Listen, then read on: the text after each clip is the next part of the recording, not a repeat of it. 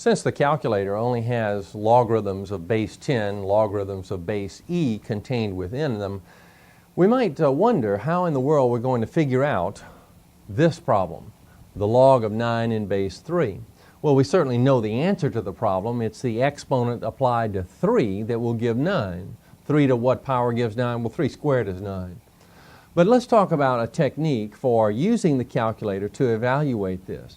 It turns out that we can actually change to any base that we want to by using this technique. That is, we can change to base 10, we can change to base e, we could change to base 7 or whatever we'd like. But if we change to base either 10 or e, then we can evaluate this expression in the calculator. And it just involves this. It involves making a fraction.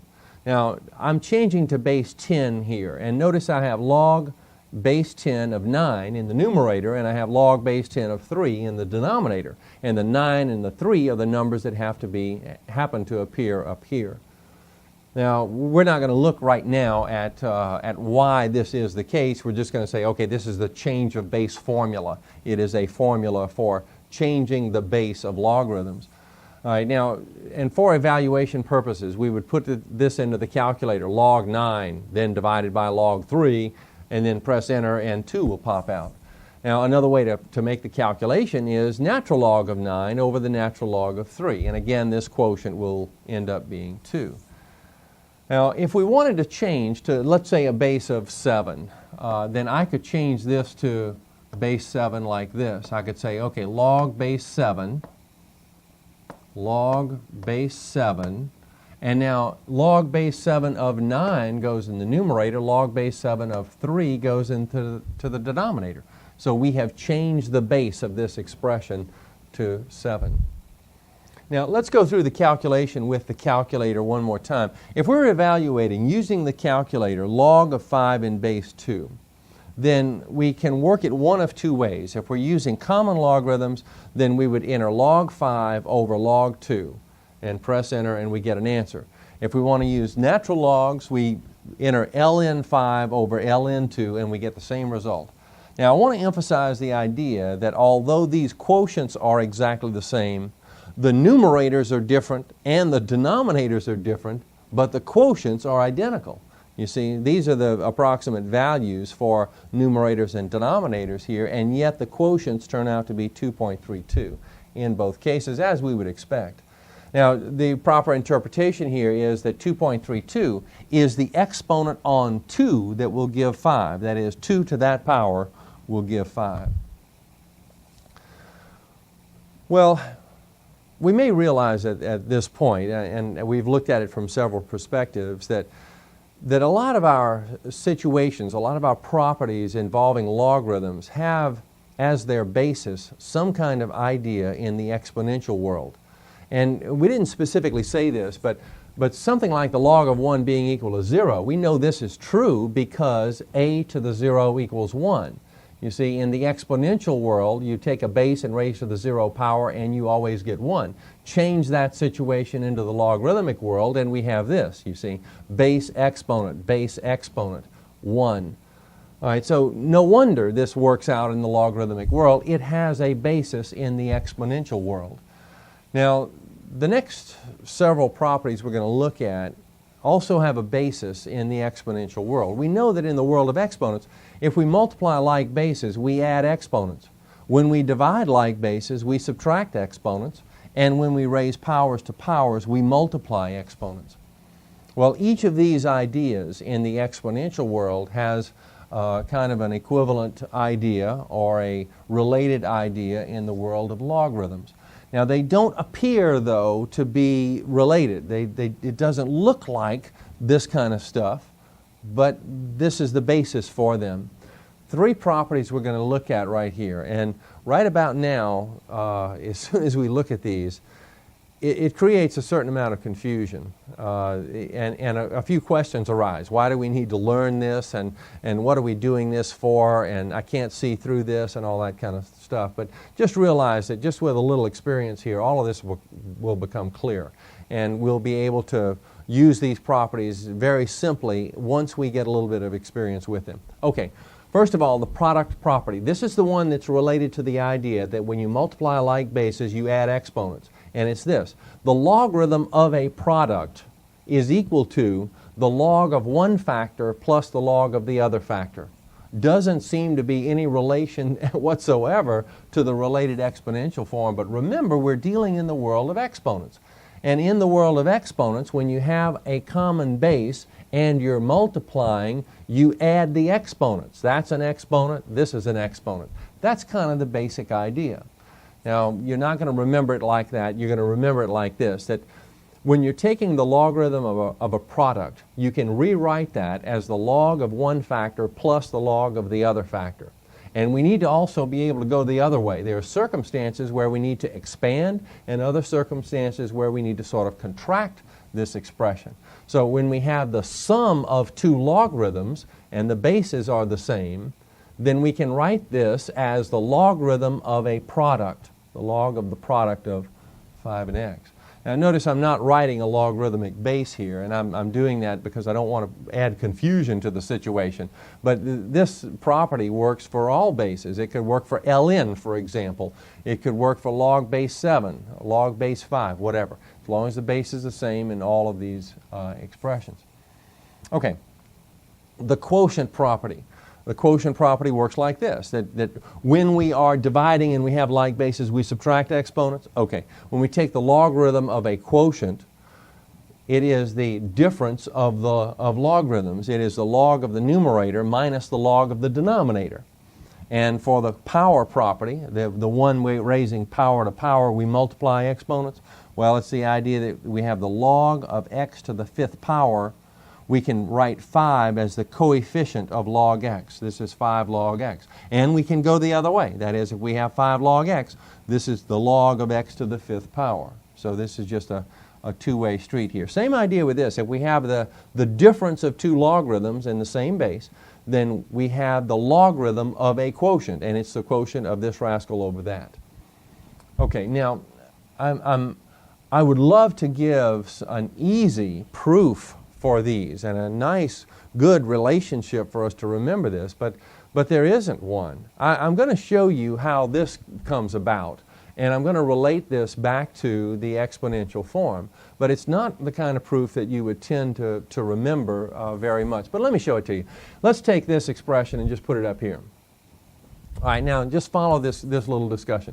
Suppose we just let log 5 and log x have a relationship to a variable or to a letter. I'm going to let A stand for log 5 and B stand for log x. Now that allows us to change each of these to an exponential form. That's the purpose of doing this.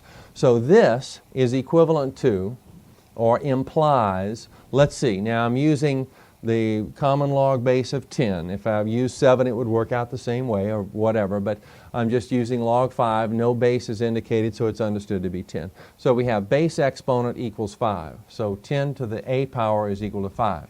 And here, if b is equal to log x, then 10 to the b power is equal to x. All right, now, let's go through and make some substitutions. We have log 5x means, well, what's 5 and what's x? Well, over here, 5 is 10 to the a power and x is 10 to the b power. Okay, so if 5 is 10 to the a and x is 10 to the b, then we have this. But we know that when we're multiplying like bases, we add exponents. So we have 10 to the a plus b. And the log of 10 to the a plus b, we know from before, from the last section, that if the logarithmic base and that number are the same, then we simply have a plus b. But what is a plus b? You see, we simply have that exponent, a plus b. But what are a plus b? Well, a and b are log 5 and log x. So a is log 5, b is log x.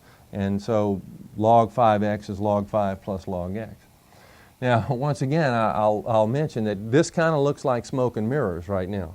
And that confusion, if there is any, is expected at this point. But with a little experience, it'll all become clear. Let's use the properties of logarithms to expand a few expressions. If we see the log of a quotient, we know it's the log of the numerator minus the log of the denominator. So this is simply log in base 2 of the numerator minus log base 2 of the denominator. And that's all there is to it. In this one, we can approach this problem in a couple of different ways. But one way, and I think the simple way to understand it, is like this: log base 2 of 8 to the 1/2 power. Now I'm just taking the radical and writing it as a fractional exponent. And that allows me to use the power property. Remember, I can take this exponent and I can write it over here as a coefficient. So this becomes 1/2 log base 2 of 8. Aha, but 8 has multiple factors in it. I can rewrite 8 as 2 cubed. So I have log base 2 of 2 cubed. Oh, I can use the power property again. 3 then becomes another coefficient out here. So this becomes 3 times 1/2, or 3 over 2 log base 2 of 2. But when these two numbers are alike, we know that this becomes 1, and so this is simply 3 over 2. In this problem, we have the logarithm of a quotient. Now, notice it's natural log, but it doesn't make any difference. The base of the logarithm makes no difference in these properties. So we apply the properties kind of universally. So natural log of a quotient means the natural log of the numerator minus the natural log of the denominator. Now we see we have the logarithm of a product. So this becomes ln 3 plus ln x squared, and I'll bring down minus ln y. Oh, but here we can use the power property to write 2 as the coefficient. So this becomes ln 3 plus 2 ln x minus ln y. On this one, now we begin with the idea that we have a product. So we have ln y plus ln, you see we're applying sort of the logarithm to each of the factors. So it's ln this factor times, plus ln that other factor. So it's plus ln this other factor, y minus 1 squared. And now we can use the power property to rewrite this expression, or this term. This is ln y that I'll bring down, and then plus, this becomes the coefficient, so 2 ln y minus 1. Now, I think at this point, when working with properties of logarithms, I find that with my students, it's just as important for them to know what they can't do as it is for them to know what to do. Because there's a tendency to try to use some techniques that have been learned in the past and apply them here in the world of logarithms, and they simply don't work. For example, the idea of distributing this notion of logarithm, this operation of logarithm throughout this binomial, and think of this as ln y minus ln 1. Well, that just doesn't work. The logarithm idea doesn't distribute. Other operations don't distribute as well. Now, this doesn't work any more than the notion of having the square root of x minus 1 giving us the square root of x minus the square root of 1. Does this work? No. So this doesn't work either. You see, there's no distribution idea in this notion of logarithms. Also, let me point out another frequently made mistake. We dealt with a fraction up here. All right, now let me show a fractional situation. When we have, let me use a simpler one. If we have simply log of x over 5, then we know that this is log x minus log 5. Okay. There's a big difference between this and this. Log x over log 5 is a completely different thing than that.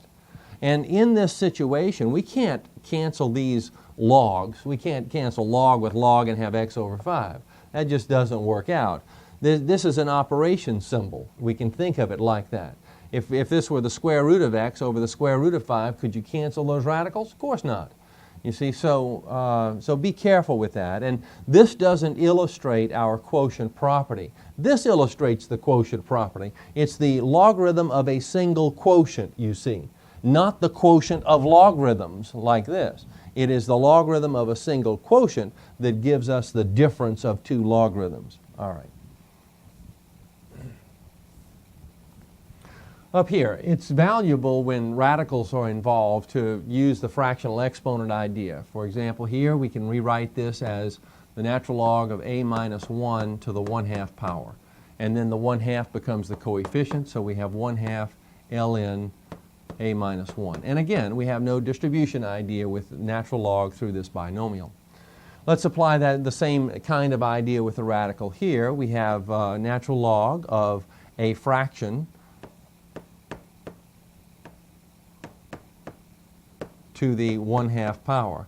Now the fraction becomes a coefficient.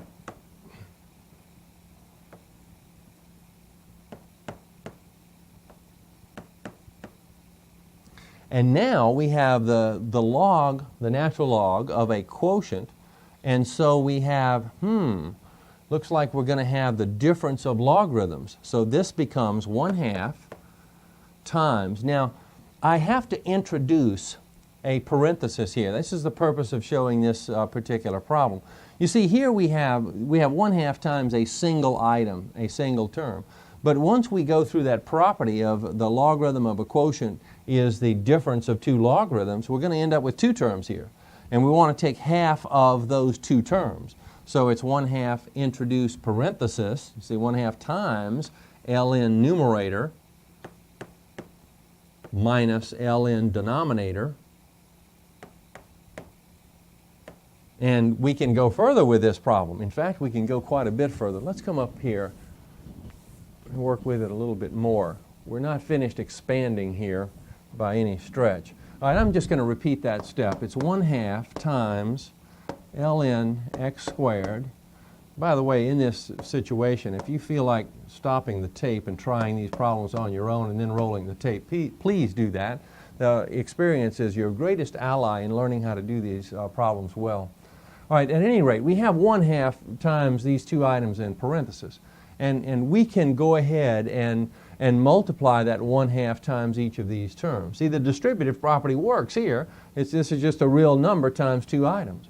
You see, so we can do that. Or we can do this. We can say this is 1/2 times, now using the power property here, this is 2 ln x, and this is minus 3 ln y.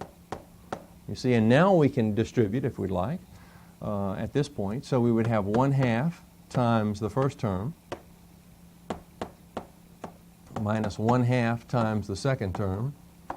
See, I'm writing this step in for emphasis. We could probably see 1/2 times each of those terms rather easily, but for emphasis here, the 2's go out and we have ln x, and then here we have minus 1/2 times 3, well that's 3/2 times ln y. Let's go in the other direction with using our properties. That is, in these problems, we were taking a rather condensed version of a logarithmic expression, and we were expanding. Now let's sort of take an expanded version and contract. So let's bring these two together. We have the difference of logarithms, and so that's the logarithm of a quotient. So it's the log of the first item over the second item as items within that fraction. So the logarithm of this as the numerator and that as the denominator, using our quotient rule. All right, when we see coefficients involved in an expression like this, go through and use the power property and write these coefficients as exponents like this. This becomes ln 8 squared, then plus ln z to the 5th. You see, I'm just moving these coefficients to a position of an exponent. You see, and now after doing that, we can bring these together either using the quotient property or the product property. All right, here we have the sum of two logarithms, and so we're going to use the product property. So we have the natural log of the product of 8 squared times z to the 5th. Now 8 squared is 64, so this is 64 z to the 5th. Let's condense here. Now the first order of business, once again, is to take the coefficients and move them to a position of exponent. So we would have here ln 3 to the 4th power. Now on this one, it turns out that it doesn't make any difference whether I think of moving -2 to that position and putting a plus sign here, or leave the plus sign here and just move the 2 up there. You see, but what you don't want to do is put -2 up there and leave that as a negative. Then you're changing the problem. All right, but so either of those techniques works. I kind of like the idea of just leaving the minus sign here and put the 2 up there.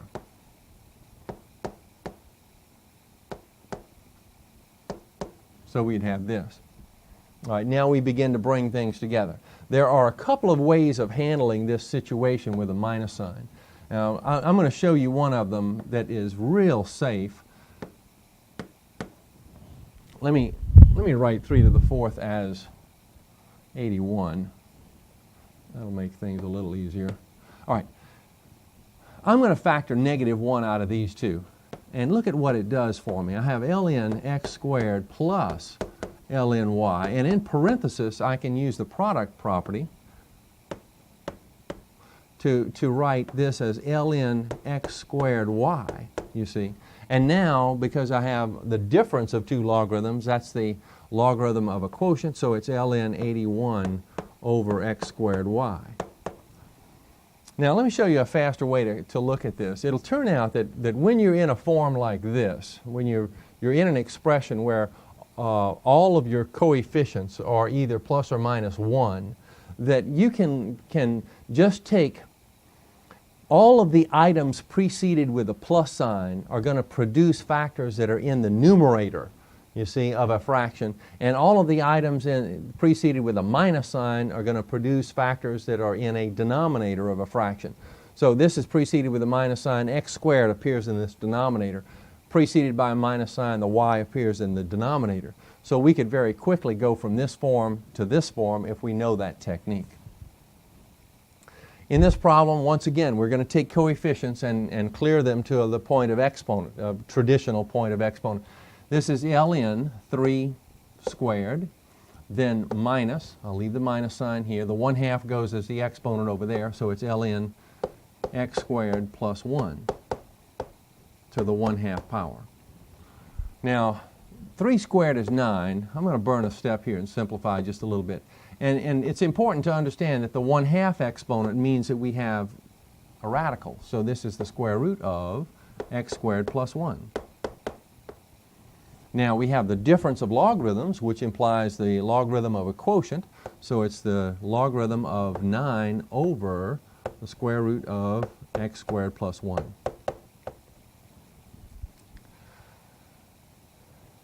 A lot of times with problems in this situation, there are several right ways to work the problem. And I want to show you a problem, and I want to show you two ways to work it. A lot of times it's the case where if your study partner or you see someone else work the problem differently, you think that your method is wrong. Well, that's not always the case. And even with the things that I've done here, if you have another method of working these that works out to the same result, it's probably the case that you've done it correctly. All right, here we're starting with 3 times ln 4 plus ln x. Our choices are to work within the parenthesis first or to multiply 3 times all those terms.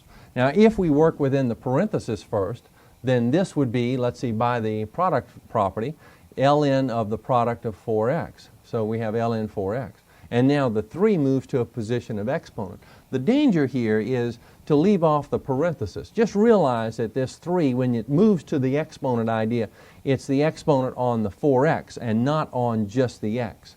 You see, so be careful about that. Now you apply that exponent to both terms and we have 64x cubed following the natural log. The other approach is to go ahead and distribute 3 through the parenthesis, so we would have 3 ln 4 plus 3 ln x. And then those 3's would go into the position of exponents, so we have ln 4 cubed plus ln x cubed. 4 cubed, of course, is 64, so we have the natural log of 64 times x cubed as we expected. Here's a problem that allows us to use the properties of logarithms in a somewhat different way. It says if log in base 5 of 2 is approximately this value and log 3 in base 5 is approximately this value, then we'd like to evaluate a couple of expressions. If we want to evaluate log 6 in base 5, now we don't know the value of log 6, you see, in base 5. All we have is information about log 3 and log 2. The trick is to rewrite this in terms of log 3 and log 2, which we know the value of. So we'll think of this then as log of, let's see, now 6 we can think of as 2 times 3, you see, and then we have the logarithm of a product. So using our product property, it's the log of 2 plus the log of 3. in base 5, and we have values for those. We have approximations. Let's see, log 2 is the 0.431, and log 3 is 683. Adding, we find it to be 1.114. So we have found the log of 6 in base 5 using this method. This one is a little more challenging. We want the log of 9/2 in base 5. Now, again, the trick is to rewrite this expression using log 2 and log 3 in base 5. So we think of it like this. Using our quotient rule, it's the log of 9 minus the log of 2. Now we think of 9 as 3 squared, and the 2 in the 3 squared becomes the coefficient of the logarithm. And now we can make the appropriate substitutions. Log 3 in base 5 has this value. Log 2 in base 5 has approximately this value. And evaluating, we find this. Now, let's understand what we have here for this 0.935. What we are finding, and when we find the log of 9/2 in base 5, we are finding the exponent that can be applied to this base in order to give 9/2. That is, 5 to that exponent is 9/2.